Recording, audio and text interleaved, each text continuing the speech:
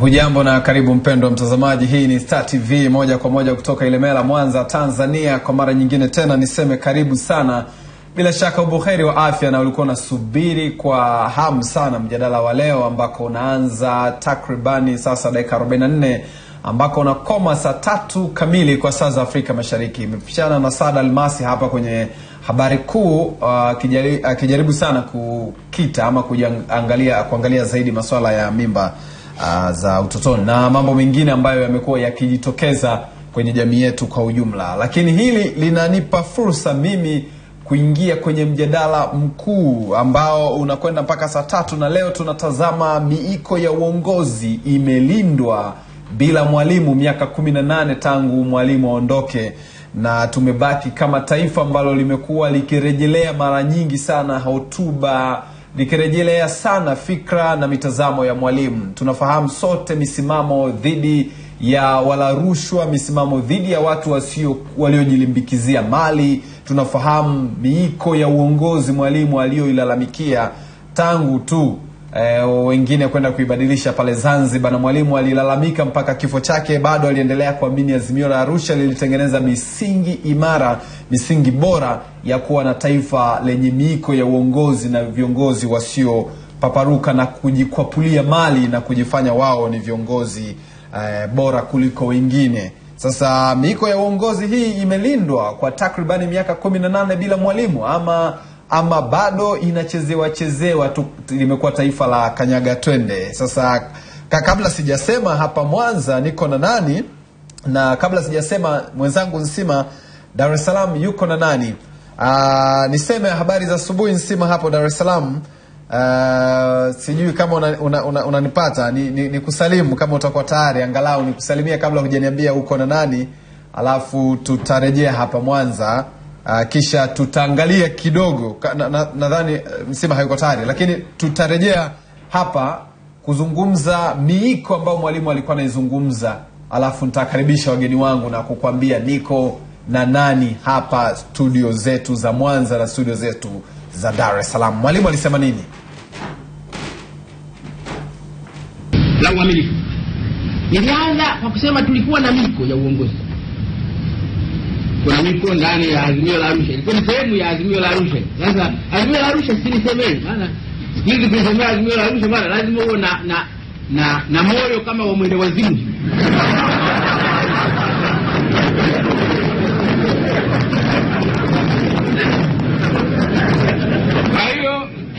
Thubutu. Lakini Azimio la Arusha ilikuwa na misingi mingine safi sana. Narudia, nalisoma. Natembea na kitabu, natembea na kitabu, natembea na Biblia na Azimio la Arusha. Nakasoma, narudia, sijagundua paburu. Ni azimio la misingi ya utu. Kimoja liliweka miko ya uongozi.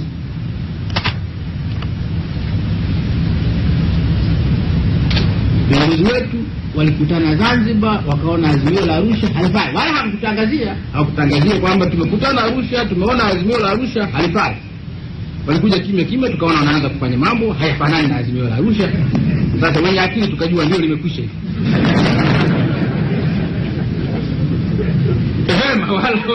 Wala mimi sipiki tena. Shukrani sana na asante sana. Tumemsikiliza mwalimu alikijaribu kuzungumzia miko na amejaribu kulalamika namna ambavyo ilikuwa inapuzwa hivi, na moja eneo aliligusa ni hilo eneo la Azimio la Arusha kama niliweka misingi safi kabisa. Mimi naitwa Alas Nyanda, niseme karibu sana. Sasa niseme hapa studio za Mwanza niko na mwalimu Dr. Jacob Mutash, mchungaji ambaye ana uzoefu mkubwa sana, si tu kwenye masuala ya uchungaji, lakini pia hata amefuatilia na anafahamu vyema masuala ya utumishi kwa ujumla wake. Kwa hiyo masuala ya miko anaielewa vizuri, na si tu vizuri, atatupitisha pia kwenye maandiko huko kama imezungumzwa miko ama imezungumzwa uadilifu ama huko kwenye maandiko yamejaribu kuzungumzwa masuala yanayotengeneza sura hivi ya kuwa na miiko ya uongozi, au tu miiko ya uongozi ilitengenezwa na sisi wanajamii, ama hata maandiko yanazungumza hivyo. Kwa hiyo tutafanya uchambuzi huo, na Dar es Salaam atakuwepo Nsima. Nadhani tunataraji pia kuwa na John Momose Cheo, mwanasiasa mkongwe huyu, na tunajua historia yake. Wote Nsima atakapokuja hapo atamuelezea vyema zaidi. Niseme karibu sana. Asante sana. Karibu sana. Asante. Kwenye kipindi chetu hiki. Mara ya mwisho ni muda mrefu sana mimi na wewe kukaa hivi. Tunakutana tu, lakini muda mrefu hatujafanya kipindi. So wote tuko kazini. Niseme karibu sana. Mbona unaendelea na mimi naendelea. Karibu sana. Nashukuru sana. Sijui kama ni sahihi mimi niulize kwa jicho lako wewe la kichungaji na uzoefu wako, miiko ya uongozi imelindwa, imeendelea kulindwa, imeendelea kusalia kwenye misingi yake? Miiko ya uongozi ukiniuliza hivyo imelindwa, mimi nitasema imelindwa. Sasa asilimia gani au asilimia ngapi, hapo ndipo labda naweza nikashindwa kusema. Lakini haiwezekani kwamba haikulindwa kwa hiyo tuko zero kabisa. Hata wewe unaniunga mkono. Unaniunga mkono kwa maana kwamba taifa linakwenda. Hatujakwama, hatujasimama. Yako mapungufu ya hapa na pale ya kibinadamu. Lakini taifa linakwenda na miiko imelindwa. Na wale waliokiuka miiko, hatua zilichukuliwa, japo inawezekana isifikie kiwango ambacho kinaonekana kwamba labda kimetosha. Lakini mimi niseme miiko imelindwa. Kwa kiwango ambacho kinahitaji mjadala. Sasa tukisie vipi? Maana waliokiuka tumeshuhudia hatua zikichukuliwa. Tumeshuhudia hatua zikichukuliwa, tumesikia au tumeshuhudia watu wakifukuzwa kazi, tumeshuhudia watu wakifikishwa mahakamani, tumeshuhudia watu wakishushwa vyeo. Sasa hizo ni hatua za kulinda miiko ya uongozi. Na waliokwenda vizuri wote walipata tunu. Walionekana kuwa bora, wakapanda, wakaongezeka, na wakawa mifano mizuri. Kwa hiyo sio wote. Nadhani ile ya kusema samaki moja akioza wote wameoza, mimi nadhani hapa si vizuri kuitumia. Tumeona operation nyingi sana zikitaja kwamba kumekuwa na kupuuza kwa maadili ya uongozi. Kumekuwa kukitajwa hivyo maadili ya uongozi wa viongozi. Culture, bahati nzuri kwa jicho lako naweza ukanielezea vizuri zaidi kwamba kwenye mimi ambaye nilikuwa nasoma hivi, ukiangalia maandiko ya Mwalimu, ukiangalia misimamo ya Mwalimu, alijaribu kukerwa na baadhi ya maadili, kupuuzwa kwa baadhi ya maadili ya uongozi. Wa viongozi kujimilikishia maadili hata wakati yeye akiwepo. Hata wakati yeye akiwepo. Na alilalamika wakati akiwepo. Inaonekana maadili ya uongozi yalianza kuporomoka hata bila mwalimu, hata mwalimu akiwepo. Unajua mwanadamu hachungwi kama mbuzi. Mwanadamu ni mwanadamu.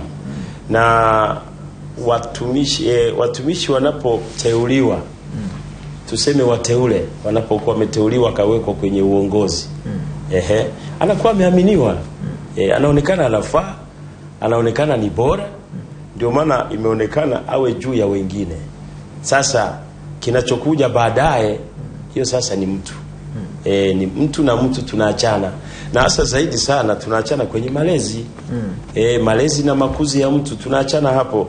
Wengine wana maadili tangu nyumbani kwao.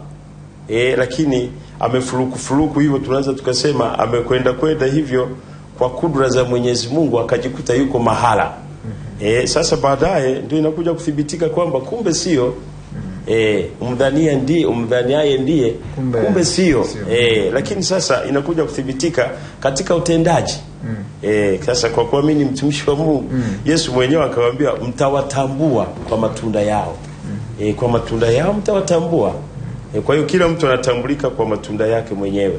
Kwa hiyo waliotambulika kwamba hawafai kwenye nafasi hizo wametolewa. Hawatoshi kwenye nafasi hizo kutokana na kukiuka miiko ya maadili, wameshushwa vyeo au wamefukuzwa kabisa. kinachosababisha mtu, umesema binadamu anabadilika.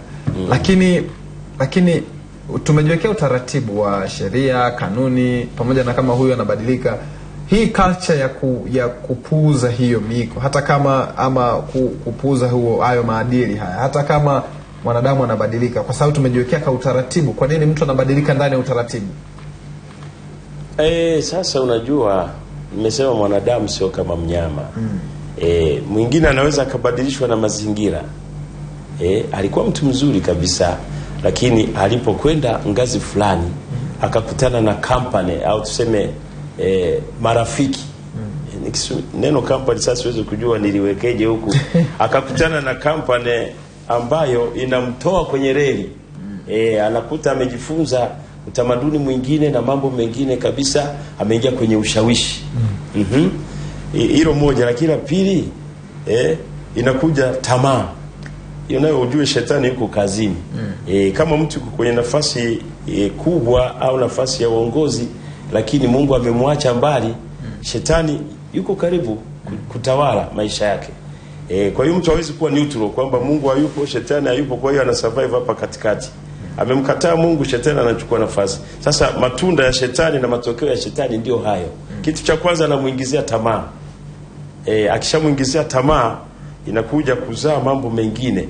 Biblia inasema tamaa ikikomaa inazaa dhambi, na dhambi ikikomaa inazaa mauti.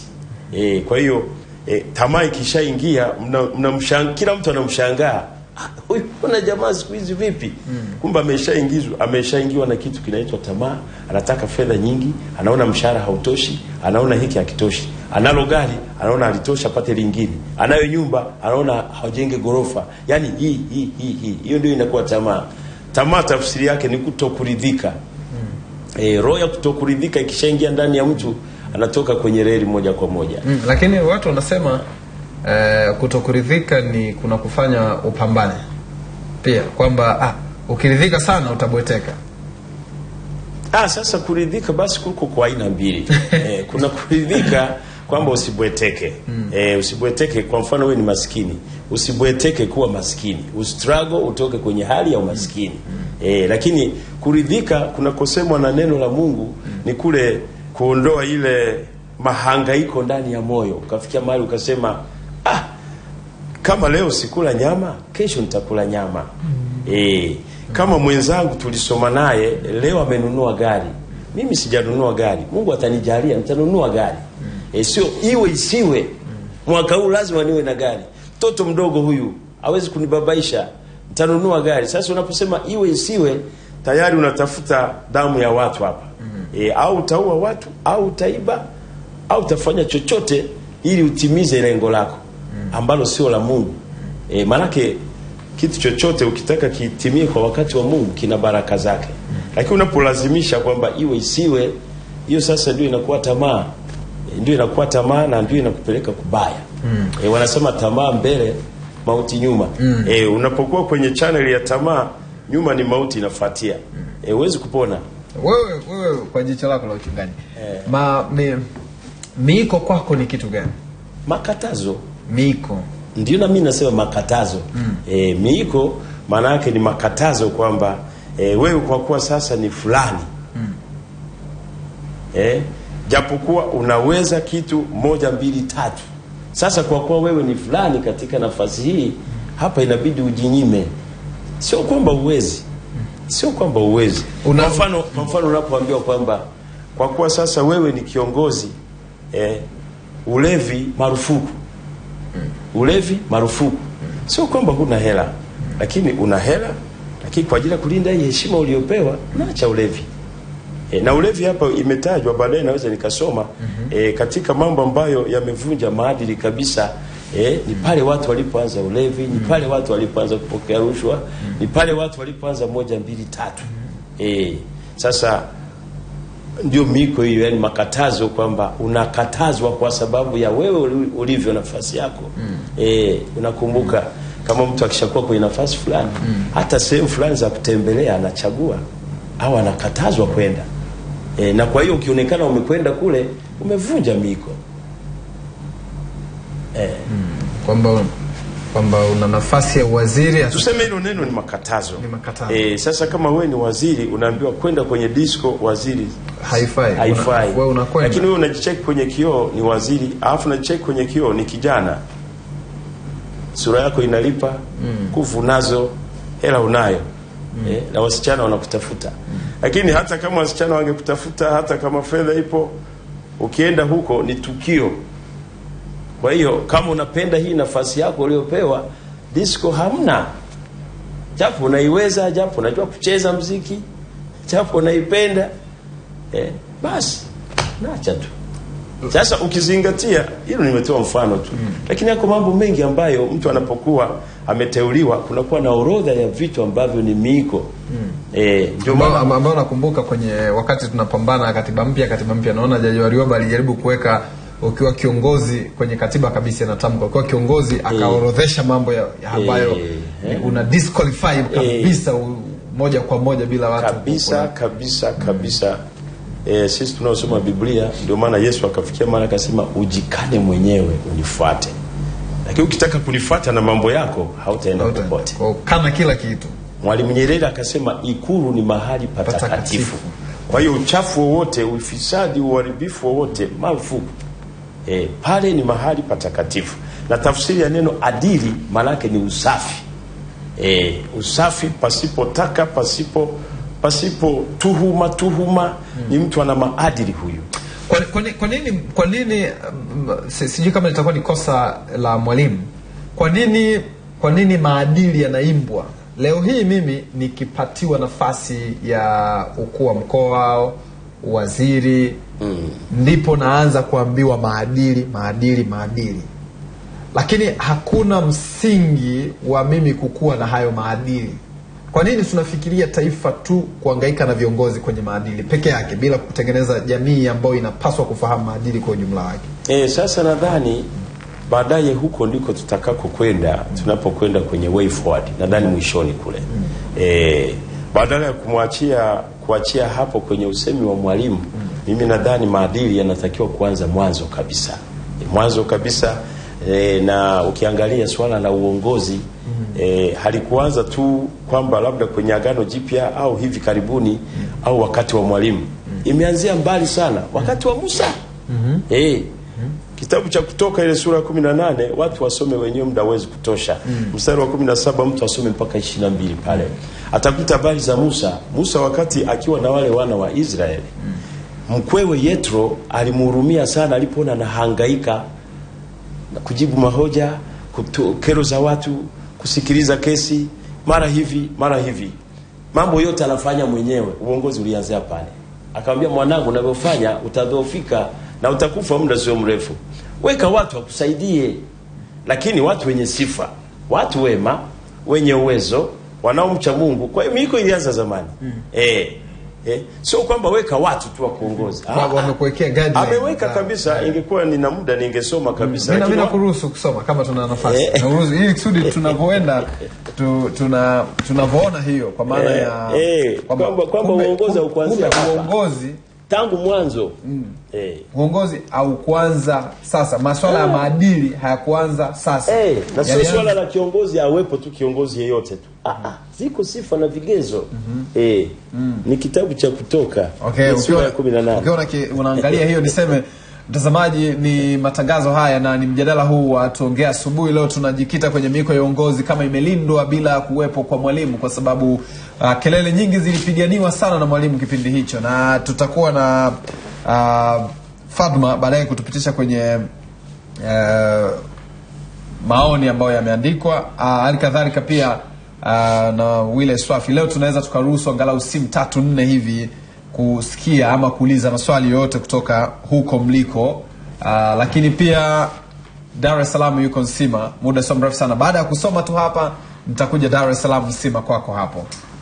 Kutoka sura ya 18 mstari wa 17 mpaka wa 22. Mkwewe Musa akamwambia, jambo hili ufanyalo si jema, yani la kusikiliza kesi za watu, kero yeye mwenyewe peke yake. Huna budi utadhoofika wewe na hawa watu walio pamoja nawe pia, maana jambo hili ni zito mno kwako. Uwezi wewe kulitenda peke yako. Sikiliza sasa neno langu. Ninakupa shauri, na Mungu na awe pamoja nawe. Uwe wewe kwa ajili ya watu mbele za Mungu. Nawe umletee Mungu maneno yao. Nawe utawafundisha zile amri na sheria. Nawe utawaonyesha njia, kiongozi huyo. Utawaonyesha njia ambayo inawapasa kuiendea, na kazi ambayo inawapasa kuifanya utawaelekeza. Ndio maana yake. Lakini zaidi ya hayo, utajipatia katika watu hawa watu walio na uwezo, wenye kumcha Mungu, watu wa kweli, wenye kuchukia mapato ya udhalimu.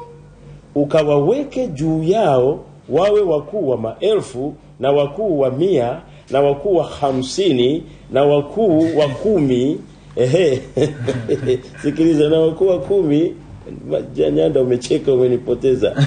Na wakuu wa 10 nao wawaamue watu hawa siku zote.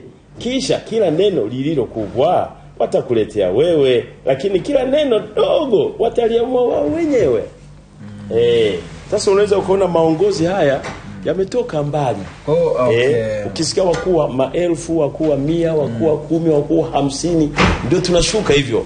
Anaanzia waziri mkuu, anakuja waziri, anakuja naibu waziri, wanakuja wakuu wa mikoa, wakuu wa wilaya, inashuka mpaka balozi, mpaka wa 10. Ukusikia hapo?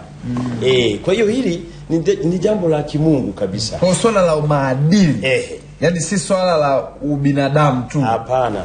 Limeanza kutengenezewa mazingira kwa kiongozi. Lazima kuwe na miiko na sifa na vigezo. Vimetajwa hapa baadhi tu, lakini sisi tunaosoma Biblia zingine, ukisoma Amplified Bible ya Kiingereza imeongea zaidi.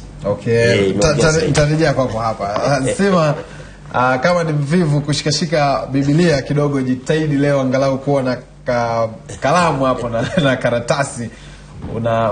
Masuala ya maadili, masuala ya uongozi kumbe hayaimbwi tu kwenye majukwaa ya siasa, yameandikwa kwenye maandiko matakatifu pia, kwamba maadili kumbe yameanza muda mrefu sana, wala si swala la nani binadamu amelianzisha. Kwa hiyo Sima, bila shaka asubuhi ya leo uko salama kabisa hapo Dar es Salaam. Naomba nihamishie huu mjadala hapo Dar es Salaam ili angalau 2 matatu yapitiwe, na kisha tarejea tena Mwanza.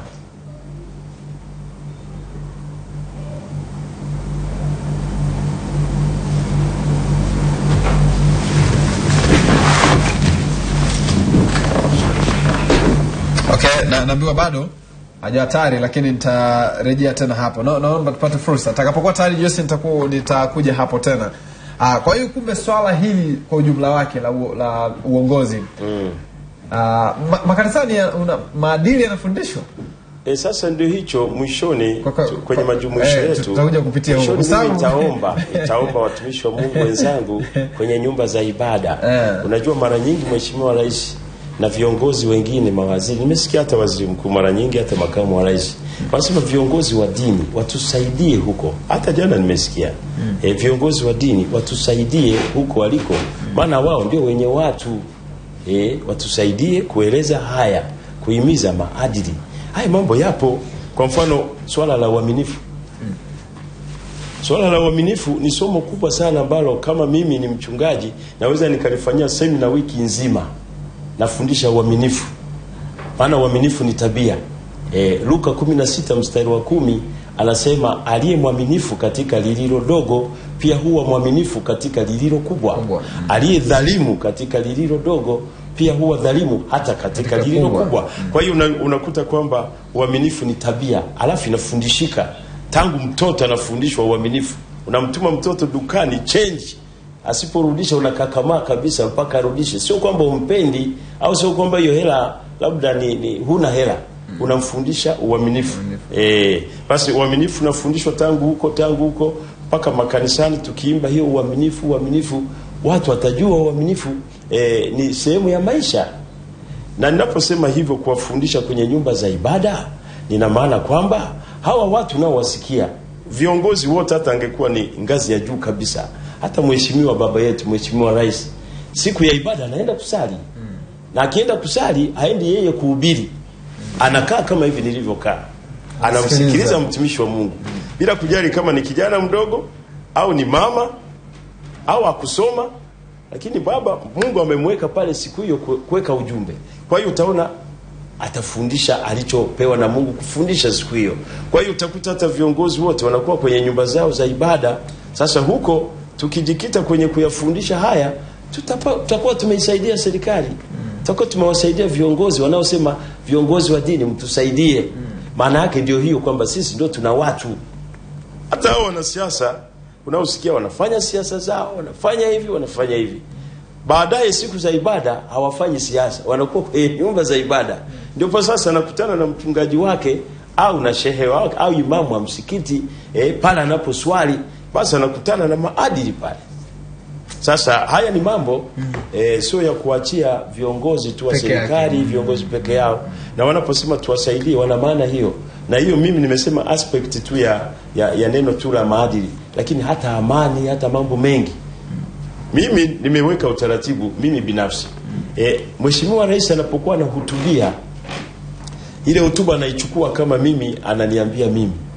Naichukua kama ananiambia mimi, kwa sababu nikitoka pale yale maagizo aliyoagiza imetupasa kwenda kuyapeleka kwa watu wetu, bila kusubiri mikutano ya hadhara ya mkuu wa mkoa au wakuu wa wilaya. Sisi kama sisi ndio tuna watu, alafu anatusikiliza sana sisi. Alafu anatutii. Naogopa kusema wanatuogopa, labda niongezee na hapo neno. Lakini ukienda nayo maagizo ya Rais kama yalivyo, haijakupunguzia upako pale madhabahuni. Ile ni sehemu ya ibada kabisa, alafu umemsaidia Rais kama alivyoomba.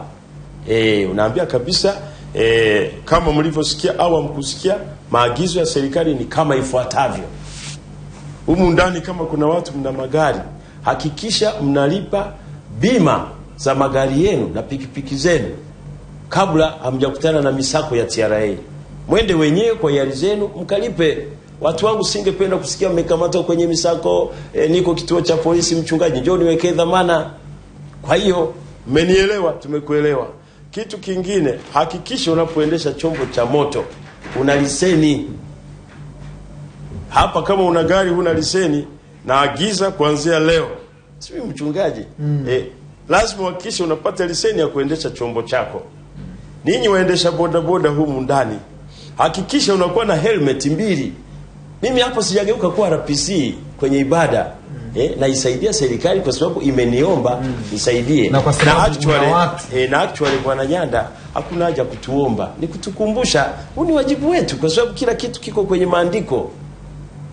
Nikija kufafanua utii, ni maandiko. Kutii sheria bila shuruti. Sio neno la RPC wala IGP. Ni neno la Mungu. Kwa unamaanisha maadili ina vipengele vingi sana. Vingi tu, vingi. Kuna utii, uaminifu, bidii, nidhamu ya kazi na mambo hayo mengi tu. Mengi na yote yako hapa. Linavyopimwa, tunavyolitamka maadili, atupaswi kumwangalia mtu kujilimbikizia mali peke yake. Kwamba huyu bwana ni kiongozi, mbona ana mashamba hekari 100,000 au wengine wanateseka na kiongozi anajipatia msaada kutoka Ulaya na utangazi. Ni kama pilau. Maadili ni kama pilau. Ule kuna pilipili manga, ule kuna iliki, kuna changanya nyama kidogo. Na ukitoa pilipili manga ukatoa bizari ukatoa ni haivi tena pilau. Na kwa wali mweupe. Sasa maadili, ukiondoa neno uaminifu ukaondoa utii, maadili yapi?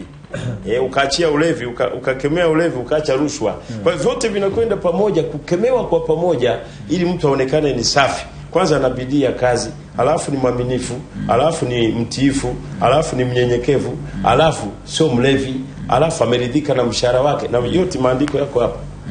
Mungu akinisaidia naweza nikasoma maandiko moja baada. Mimi leo naruhusu sana kwa sababu si tunaangalia miiko, tunaangalia maadili, tunaangalia, kwa hiyo tunataka kujifunza kote. Hapa mwisho wa siku hili ni jukwaa huru la watu kujifunza. Sikiliza utii. Warumi 13 mstari wa 1. Mtazamaji, tuko hapa na wewe unaruhusiwa kabisa kutuma ujumbe. Fatma atakuwepo hapa. Na kama wile Swafi atakamilisha, leo tutaruhusu pia simu za moja kwa moja, angalau simu 3 ama simu 2 hivi, ambazo watu watapiga na ama watauliza juu ya ama kutoa mchango wao juu ya miko ya uongozi kama imelindwa. Kwa hiyo kama mambo yataka sawa, tutaruhusu angalau Sima naye itakapokuwa tayari pia nitampelekea Dar es Salaam moja kwa moja kwa ajili ya kujadili ama kujikita naye kwenye mjadala huu. Na nikukaribisha sana, unaweza kutembelea kurasa zetu, lakini pia unaweza ukaenda kwenye account yetu ya YouTube ukasubscribe na ukakutana na vipindi vingine hata ambavyo vimepita. Kama ulivimiss, basi utakutana navyo huko. Hata hiki ambacho kiko hewani sasa utakutana nacho baadaye kama utakimisi pia. Kwa hiyo karibu sana, na bila shaka uko tayari. Nitamani awepo shehe hapa na yeye angesoma Qur'an, kwa sababu mambo haya yako kote kote huko na huko. Ina uhakika Qur'an imetaja kabisa mambo ya utii kwa mamlaka iliyoko. Anasema Warumi 13 mstari wa kwanza na kuendelea, anasema kila mtu na aitii mamlaka iliyokuu, kwa maana hakuna mamlaka isiyotoka kwa Mungu, na ile iliyopo imeamriwa na Mungu. Hivyo amwasie mwenye mamlaka, yani anayemuasi mwenye mamlaka ushindana na agizo la Mungu, nao washindanao watajipatia hukumu. Kwa maana watawalao, yani wanaotawala, hawawatishi watu kwa sababu ya matendo mema, bali kwa sababu ya matendo mabaya. Basi wataka usimuogope mwenye mamlaka? Fanya mema, nawe utapata sifa kwake, kwa kuwa yeye ni mtumishi wa Mungu kwako kwa ajili ya mema. Lakini ufanyapo mabaya, ogopa, kwa maana hauchukui upanga bure, kwa kuwa ni mtumishi wa Mungu amlipizaye kisasi mtenda mabaya kwa ajili ya ghadhabu. Kwa hiyo ni lazima kutii, si kwa sababu ya ile ghadhabu tu, ila na kwa sababu ya dhamiri. Kwa sababu hiyo tena mwalipa kodi, TRA sasa inaingia. Kwa sababu hiyo mwalipa kodi, kwa kuwa wao tena ni wahudumu wa Mungu, TRA. Wakidumu katika kazi hiyo hiyo, wapeni wote haki yao. Mtu wa kodi, kodi; mtu wa ushuru, ushuru; astahiliye hofu, hofu; astahiliye heshima, heshima. Naona haya. Mimi huo ufafanuzi nitahitaji huo ufafanuzi mara baada ya kurejea. Naambiwa Dar es Salaam sasa wako tayari Dar es Salaam kwa sasa. Kwa hiyo naambiwa wako tayari na ninaenda Dar es Salaam moja kwa moja. Sima nimeambiwa sasa mko kamili gado kwa sasa. Niambie hapo Dar es Salaam na habari za asubuhi, na karibu tena kwenye mjadala wetu. Umependeza sana asubuhi ya leo.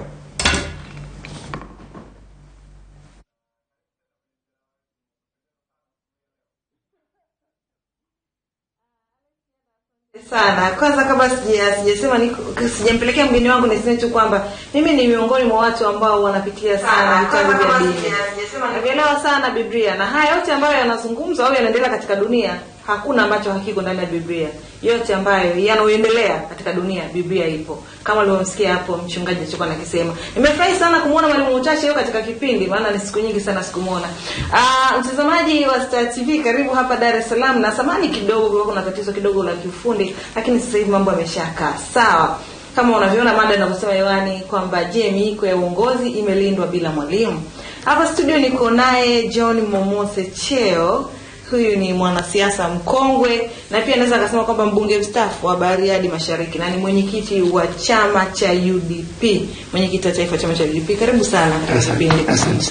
Kwa nini nimekuwa na cheo leo? Kwa sababu cheo ni unasema kwamba uwezo kuzungumzia miiko maadili pasipo kuwa na hawa wanasiasa ambao ni wa muda mrefu, lakini pia wanasema hekima na busara zinatoka kwa watu wazima na wazee. Kwa hiyo bwana nikasema leo basi Momose Cheo aje tuzungumze naye. Cheo, ulibahatika kuona kazi za mwalimu. Inawezekana mimi na Alois Nyanda hatukuwahi kuziona, tumeamua tukuzi kipindi cha kazi yake sisi tukuepo, kipindi hicho ndio toka tujazaliwa. Unamzungumzaje mwalimu kwanza kabla hatukuja huko kwenye mada zaidi sasa?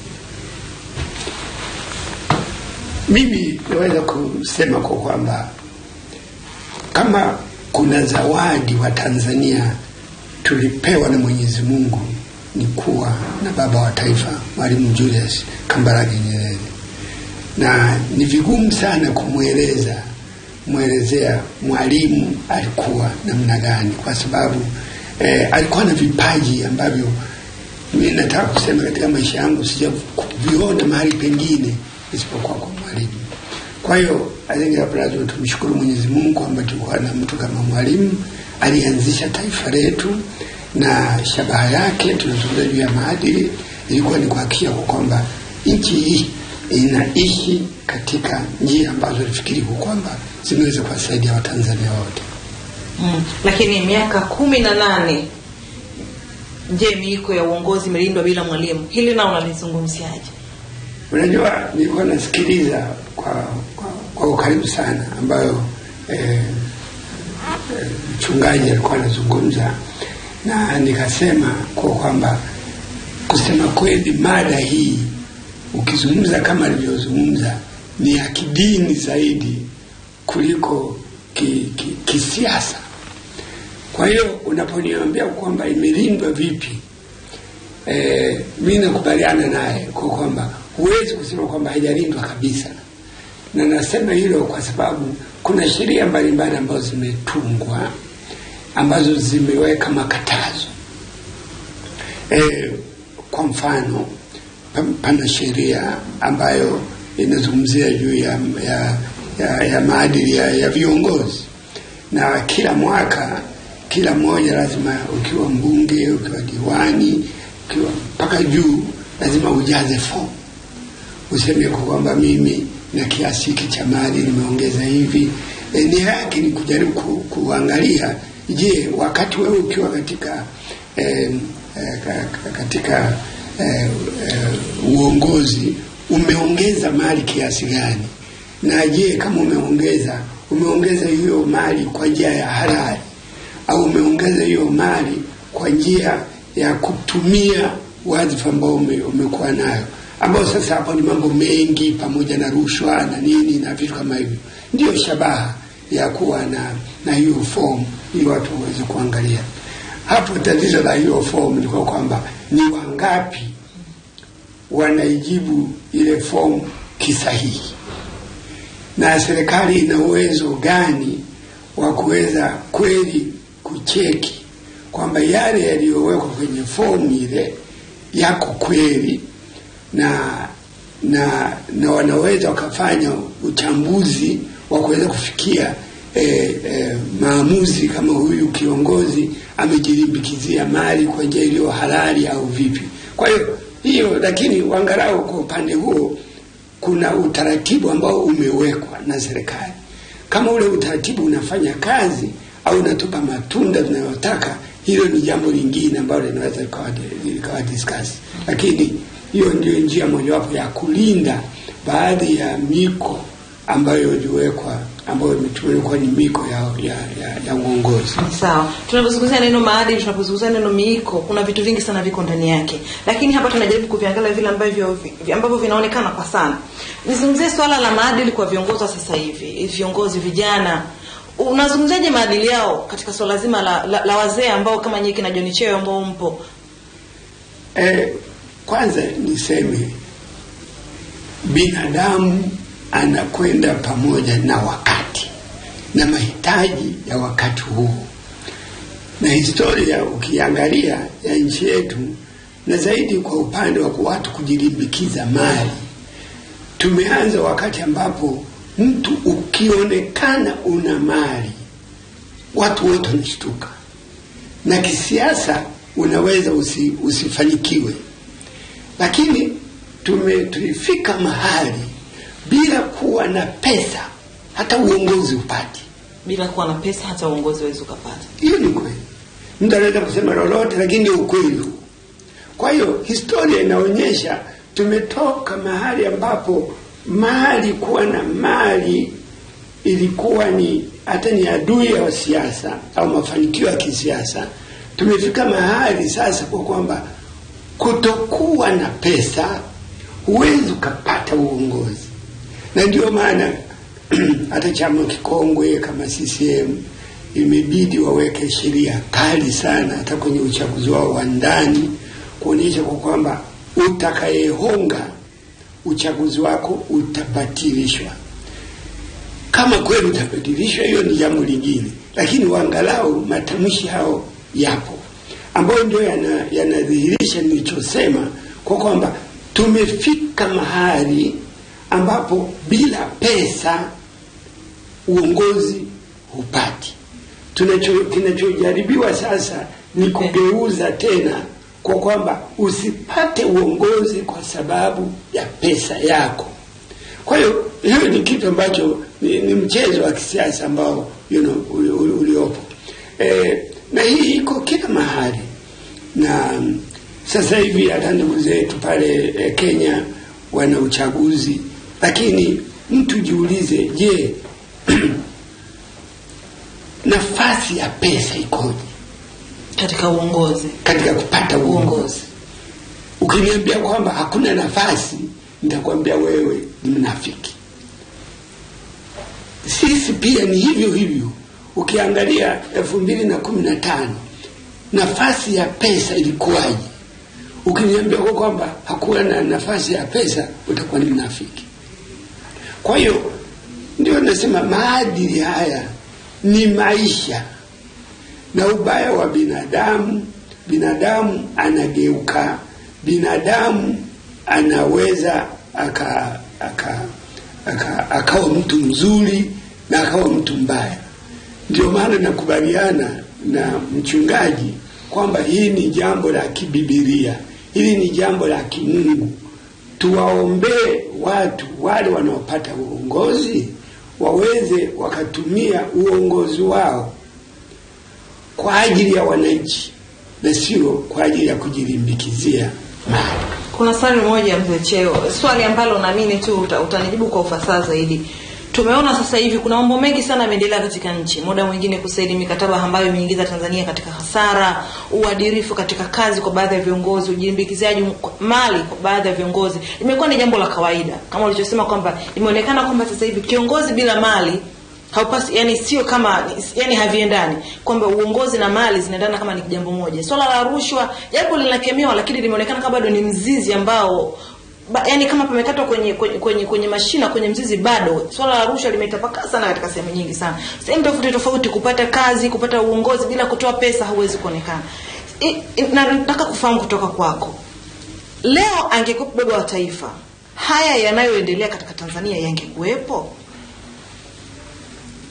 Mimi nashukuru kwamba binadamu wanafariki hawarudi tena kuja kuchungulia, na kama wanachungulia kimungu zaidi, kiimani zaidi, na kiimani zaidi kuliko physical. Mimi nafikiri Mwalimu angerudi ningemhurumia sana, kwa sababu angeona yale mengi aliyohubiri ni kama vile hayaonekani, hayapo, na kama yapo ni kwa geresha zaidi. Kwa hiyo mimi nafikiri ingemuumiza sana Mwalimu kama angeweza kurudi na kuweza kuendesha Tanzania ya leo.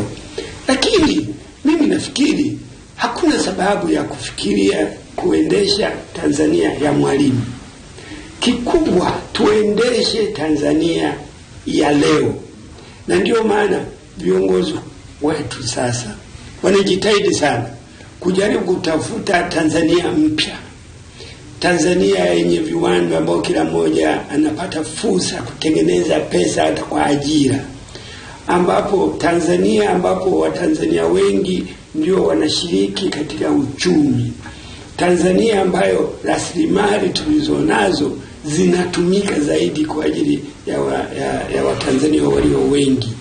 Hiyo ndio Tanzania ambayo lazima tuimanage sasa. Tanzania ya Mwalimu ilikuwa ni Tanzania ya kujenga misingi, ilikuwa ni Tanzania ya kama vile tumezungumza juu ya Miko, kwamba anatafuta taifa ambalo linafanana hivi. Fine. Lakini hata yeye akiwa naishi aliona taifa alilotaka liwepo, na tumeambiwa hili tulipoanza kipindi kwamba ukizungumza mambo ya Azimio la Arusha tukao kama vile mwenda wazimu.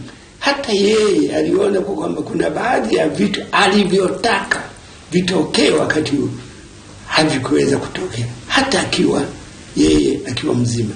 Kwa hiyo mimi ningeshauri kwa kwamba hebu tuangalie zaidi Tanzania tunayoijua, Lakini mzee Cheo, samani babangu, mzee Cheo, tunahitaji kwa Tanzania hiyo ambayo tunaitamani iwepo, Tanzania ya nasema kwamba Tanzania ya uchumi wa kati, Tanzania ya viwanda. Ikiwa bado kuna watu ambao wapo niseme kwamba kuna vitu haviko sawa. Tukizungumza swala la maadili na vitu vingi, rushwa, kupata watu ambao muda mwingine sio sahihi. Nakumbuka hata kauli Nyerere shehe kuzungumzia, wapo viongozi, kuna watu ambao wanahitaji kuongoza lakini hawana sifa za kuwa viongozi. Tunawaona wapo viongozi wa hivyo, hata Tanzania leo wapo. Inahitaji kama Tanzania ile ambayo tunaitamani kuijenga, wakati bado ndani ya Tanzania kuna watu ambao hawahitaji Tanzania ifike kule na kuhitaji kufika. Sasa tatizo la jamii ni kwamba ni cocktail. Ukiweza kuzungumza chini lake ni mchanganyiko. Ni kama pilau, ndio mambo ya pilau hapo.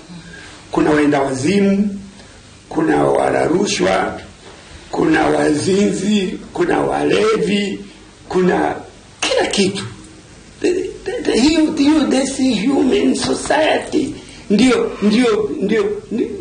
jamii iliyo kamili.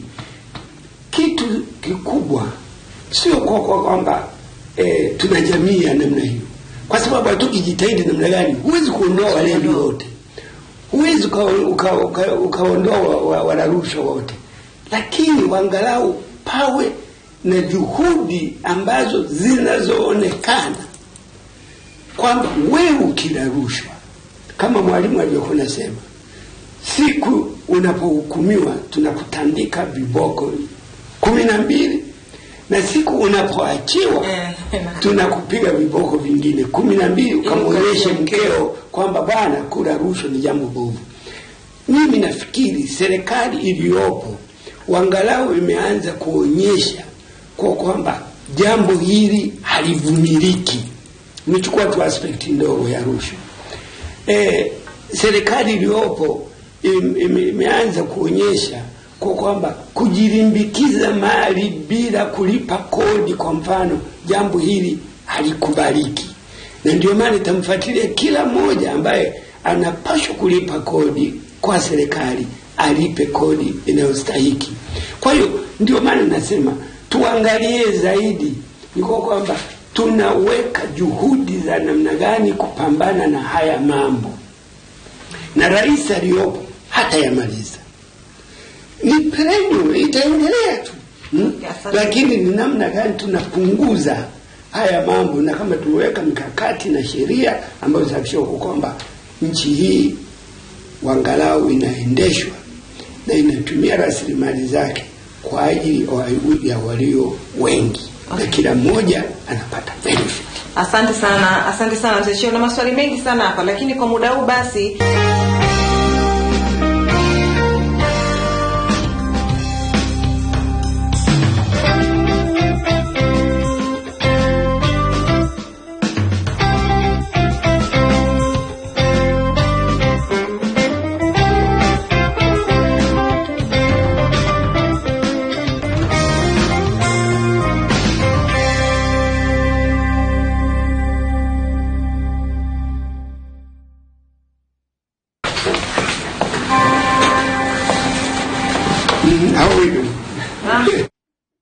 kupitia magazeti awamu ya pili, na sasa tunajikita tena kwenye mjadala wetu ambako tulianza Mwanza na tukaenda Dar es Salaam. Tumemsikiliza John Momose Cheo, na sijui Fatuma, nadhani kama uko tayari unaweza ukatutumia ujumbe ama ukasoma angalau ujumbe ambao umetufikia kama uko tayari.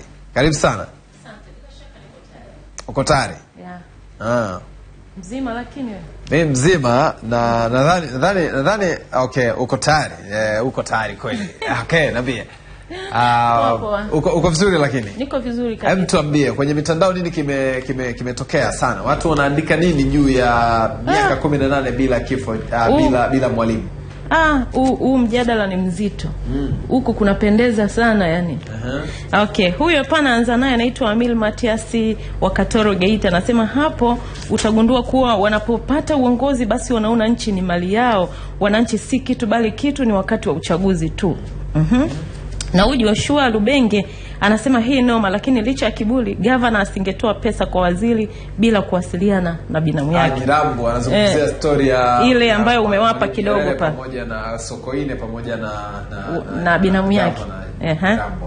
Okay, Joseph George anasema kiburi kimewatawala kwa sababu ya katiba mbovu iliyoshindwa kuwarudisha kwenye mstari wanapokosea. Lakini hapa ni Narama Mhoja anasema hoja hii inatufundisha Mwalimu Nyerere aliamini katika uongozi wa pamoja kwenye kuamini katika jeshi la mtu mmoja, kwani alijua ipo siku ataondoka na Tanzania itabaki.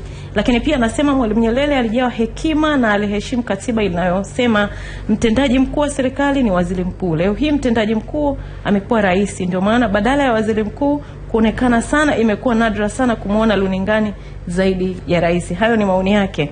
Hapa ni naye huyu anaitwa Pochaz Mabuga.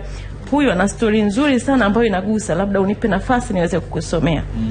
Anasema nakumbuka nikikimbiza Mwenge na tulipofika maeneo ya Unzogole Shinyanga ikaanza minong'ono, na tulipofika Shinyanga mjini Mwenge ulizima shule ya msingi Ngokolo na mbio zikaahirishwa baada ya kufahamika kwamba Nyerere amefariki. Zikaanza hapo baadaye msiba mkubwa wa taifa. Kuhusu hoja yako, Nyerere alishika hatamu za nchi akiwa na umri wa miaka 39. Nadhani alikuwa kijana kwa tafsiri pengine tofauti na vijana wengi wa leo. Alijitambua, alifahamu ana amali values zipi anazitumiaje kushika nafasi yake katika jamii yake. Alijua vema value gani ni muhimu ambazo hana na anaweza kuziazima kwa nani na kuzimiliki na kuziweka katika mazingira yake. Sio vijana tu, hata wazee wa leo. Nadhani kuna mengi katika haya.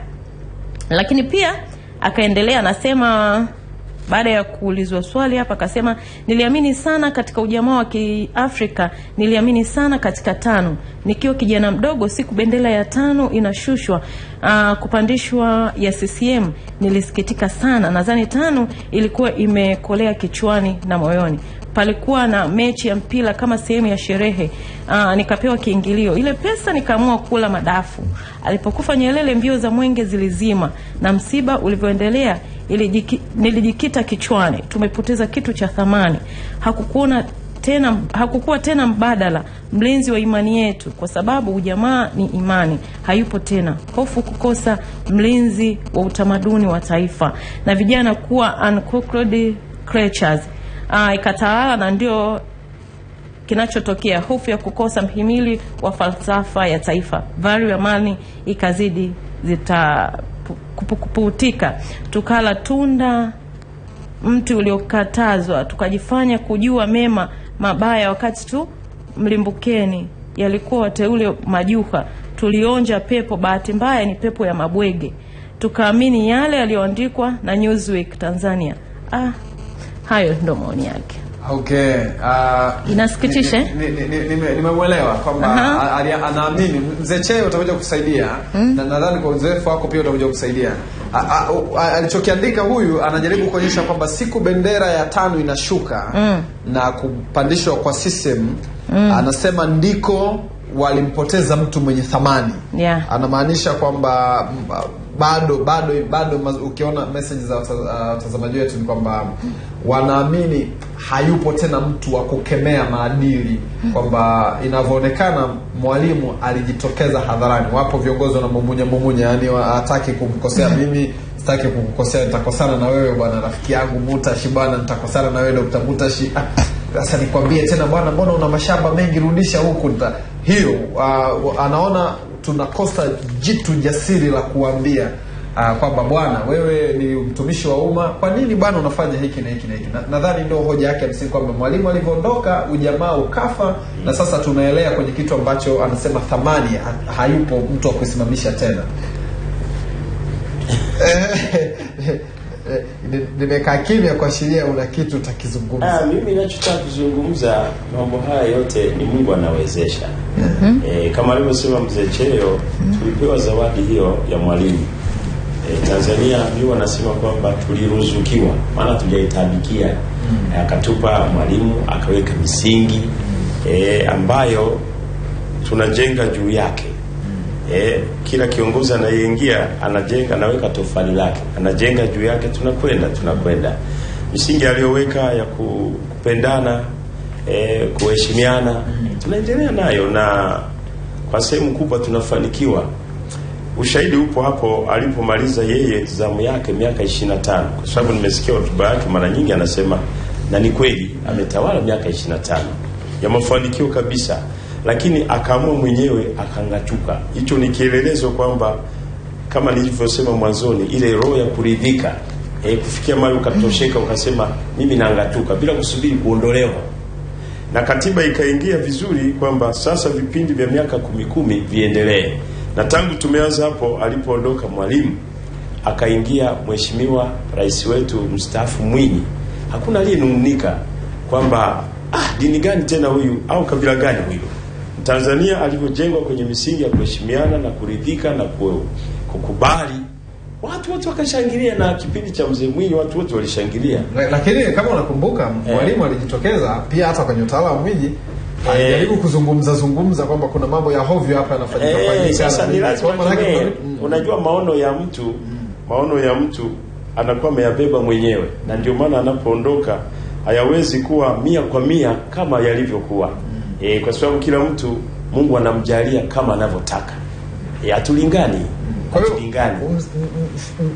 nitakuja kwako. Msimamo wako ama mtazamo wako ni kwamba maadili yamesimamiwa, yamelindwa, yapo. Yapo. Sasa nimesema tangu mwanzo kwamba kwa kiwango gani hiyo ni mjadala mwingine. Wenye vipimo vyao watapima, lakini taifa linakwenda. Mzee John Cheo Nyanda, kabla hujaenda kwa Cheo, labda tulipaisha hili swali. Na Rama Zedon anauliza kwa nini Nyerere haitwi mheshimiwa, hakuitwa mheshimiwa? Sasa tumuulize sisi inajibika. Sasa au tulipeleke dada? Hapana, hata mimi naweza kulijibu. Maana yeye mwenyewe nadhani alikataa kujikweza. Alikataa mwenyewe kwa sababu ya kujikweza kama ulivyosema, kama alivyokuwa mheshimiwa. Yani yeye alikuwa ni mtu wa kujishusha na kuishi maisha ya kawaida. Kwa hiyo hakuna kama kulikuwa na tija katika hiyo title. Nadhani Mzee Cheo labda atakuwa na majibu tofauti. Mzee Cheo amechomekea huyo mtazamaji wetu hapo. Unaweza nayo ukajaribu kuchomekea maswali.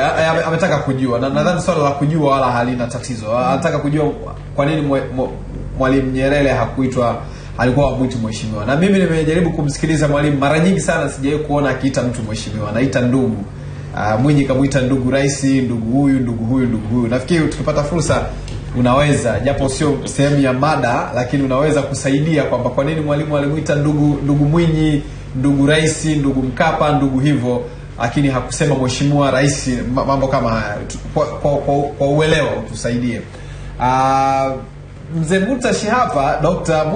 Mutashi anaamini kwamba taifa linakwenda pamoja na kwamba maadili, mwanzoni kabisa alisema maadili yalianza hata kuporomoka hata wakati Mwalimu yupo. Ndio maana alijitokeza na kusema na anasema imedhibitiwa. Tumeona hatua zikichukuliwa hatua, hata mawaziri wengine waliopuuza, nafikiri kina Mramba utakumbuka, walitajwa kutumia ofisi vibaya na wakapelekwa mahakamani. Kwa hiyo hatua zinachukuliwa.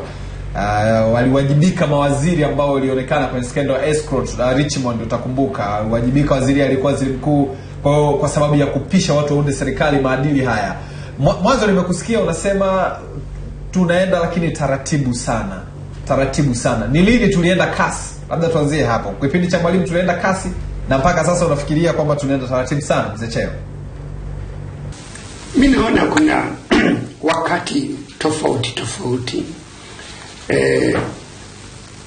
Lakini kwa sasa hata bila kwenda ndani ya historia, unaweza ukaona kuna hatua nyingi zaidi ambazo zinatajwa juu ya kukemea maovu. Na ukisikiliza hotuba za rais wa sasa, uwezi ukakosa siku moja akisema hawa walio madarakani hawatumii madaraka yao kwa ajili ya wanyonge, na mimi nasimamia wanyonge. Kwa hiyo hizo kauli zinakuja mara kwa mara, na ukweli kwa kwamba kwa sasa serikali iliyopo kuna nidhamu fulani ambayo inaonekana kiwazi. Inaweza kuwa ni nidhamu ya woga, hiyo nitaachia watu wengine waweze wakajadili hilo, lakini nidhamu ipo. Na watu hawa walio viongozi, hata tumeona waziri wa jana anasema kwamba nataka kila mtu akiingia ofisini akukute huko ofisini, sio unaingia ofisini baada ya dakika 5 unakwenda kunywa chai. Kwa hiyo nidhamu na heshima kwa watu ambao wanatumia huduma za serikali imeanza kuonekana. Kwa hiyo ndio kusema kasi ya sasa ni kasi ambayo tunaweza kuikumbuka kwa urahisi zaidi. Na hii sisemi kwa kwamba wengine waliopita hakuangalia maovu haya ya maadili. Sheria mbalimbali zimepitishwa tangu awamu ya kwanza, ya pili, ya 3, ya 4, lakini sheria ni jambo moja, utekelezaji wa sheria na ufuatiliaji ni jambo lingine. Asante. Kuna jambo ambalo nimeona wamelizungumzia kule Mwanza. Kuna mtazamaji wetu anatamani kujua, anasema kwa nini Nyerere hakutaka kuitwa mheshimiwa? Yeye anataka kufahamu. Labda tusikize kutoka kwako. Mheshimiwa, wewe ni mheshimiwa, ni mheshimiwa kwa matendo yako. Wewe ukubali, usikubali watu wakuite, wewe ni mheshimiwa tu. Kwa vyovyote vile Mwalimu ni mheshimiwa. Yeye alipenda kuitwa siitwe, lakini ukweli kwa kwamba yeye Mwalimu ni mheshimiwa. Of course Mwalimu alitaka kuweka vitu viwili mbele. Kwanza, udugu wa Watanzania. Na ndio maana kama nilivyosema, watu wengi tulianza kuzoea ndugu Cheyo, ndugu nani, ndugu Hassan Mwinyi, ndugu hili jembe kwa ndio msamiati wa siku zile. Na Mwalimu pia alitaka alilokubali, jina alilokubali ni Mwalimu. Na ni ukweli kwa kwamba kwa miaka yake yote ametumia zaidi kufundisha watu. Na kama kuna kipaji Mwenyezi Mungu alimpa Mwalimu, ni kipaji cha kueleza kitu kikaeleweka. Kwa hiyo ule ualimu wake uliendelea miaka mpaka kufa. Kwa hiyo vitu viwili kwa Mwalimu, udugu ni vitu ambavyo vilivyompendeza kuweza kusukuma zaidi kuliko uheshimiwa. Sawa. Kuna swali lingine la mgeni pia liliuliza ili akasema kwamba kiongozi wa kukemea maadili kama wa aina ya Mwalimu bado hajapatikana, huenda muda mwingine kwa maslahi binafsi au kwa kundi ambalo watu wanamzunguka. Kuna kitu alitoa mfano Nyanda kwamba ilifikia muda kipindi cha Rais mstaafu Mwinyi, lakini Mwalimu alikuwa anajitokeza na kukemea baadhi ya vitu. Lakini tumeona muda mwingine leo wewe unaweza kweli ukaenda pale Bariadi ukakemea mbunge kumwambia kwamba mimi nilikuwa Bariadi hapa naifahamu vizuri sana. Alichokifanya mbunge mwenye bidii sio sahihi. Inawezekana wako watu wa hivyo wao kukemea maovu hadharani na kumpinga fanya alichokifanya. Tuseme kwamba kwa muda fulani, na hii ndio kitu ambacho chama tawala ilikiharibia, kulianza na mtindo wa kulindana. Kwa hiyo kama kuna kitu kimefanywa na mwenzangu, wanasema wanafunika nini? Wanafunika kombe mwanaharamu wapi? Correct. Sasa hilo limeendelea katika sehemu nyingi. Lakini tunaanza tusikate tamaa. Tunaanza kuona kwa kwamba rais aliyepo kwa mfano anakemea mambo mengi. Na ndio maana nimesema sasa hivi serikali iliyopo kuna nidhamu. Na ndio nimesema kwamba mtu anaingia ndani ya ofisi unaheshimika, sio hapo awali. Okay. Kwa hiyo tusikate tamaa kwa kwamba kwa Mwalimu ameondoka, hakuna. Na tutakavyozidi kuendelea kutakuwa na watu wengine ambao watakuwa na ujasiri zaidi. Okay, asante sana. Asante sana Jamii John Mwamozi Cheo. Mimi niseme asante na shukuru sana kwa kipindi, kwa sababu tutamani tuongee vitu vingi lakini muda sio rafiki. Kwa niaba ya Saidi Abdalla pamoja na Fred Sike ambaye alikuwa anachanganya picha na fundi mitambo Mr. Everest, tunasema kwamba asante sana. Jina langu ni Joyce Nsima, kwa muda huu naleta kwenu Mwanza. Kwangu mimi nimefunga kabisa maana muda sio rafiki. Alois Nyanda. Nakushukuru sana Joyce Nsima kwa hiko, na mimi nitamaliza kwa dakika 1 na tutampa fursa Fatma angalau kupitia ujumbe ambao uko, japo kuna mengine naweza isijibike kama kutakuwa na maswali yote. Na Ijumaa kwa sababu itakuwa ni tarehe 13, siku moja tu kabla ya kuadhimisha miaka 18 hiyo ya Mwalimu. Tutakuwa na mjadala bila shaka, pengine inawezekana akawa ni Cheo, inawezekana akawa Mutash tena, inategemea na nani ambaye tutakuwa naye, lakini Ijumaa tutataraji kuwa na mjadala siku moja kabla ya tarehe 14 ambayo itakuwa tarehe 13 kuangazia Mwalimu mwenyewe. Sasa kwa dakika moja angalau tumwachie dakika zake 3 huyo binti naye amalizie.